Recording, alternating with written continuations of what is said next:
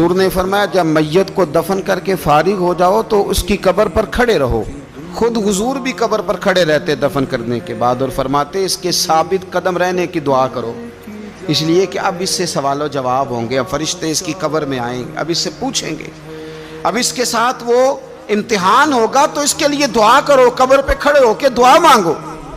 ایک حدیث میں فرمایا کہ اتنی دیر دعا مانگو، اتنی دیر دعا مانگو کہ جتنی دیر اونٹ ذبح کر کے کھال اتار کے گوشت بنا کے، اونٹ ذبح کرنا سب سے زیادہ مشکل ہے، اونٹ ذبح کر کے کھال اتار کے گوشت بنا کے بانٹ دیتے ہو، اتنی دیر مرنے والے کی قبر پہ کھڑے رہ کے دعا مانگا کرو، کیونکہ اب فرشتے آئیں گے، سوال و جواب ہوگا. تو عذاب قبر، مصنف عبد الرزاق میں حدیث ہے کہ ایک بندے کو صرف ایک کوڑا مارا گیا تھا قبر میں، ایک کوڑا، ایک درہ، تو اس کی ساری قبر میں آگ بھڑک اٹھی.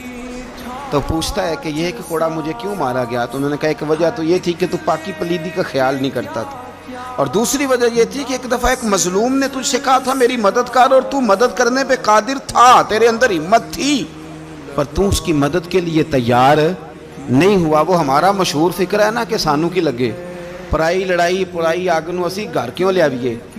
تو وہ جو ہمارا خاص معاملہ ہے نا کہ کسی کی مدد نہیں کرنی، وہ ہمیں خراب کرتی ہے، ہمارے حالات بگڑ جاتے ہیں.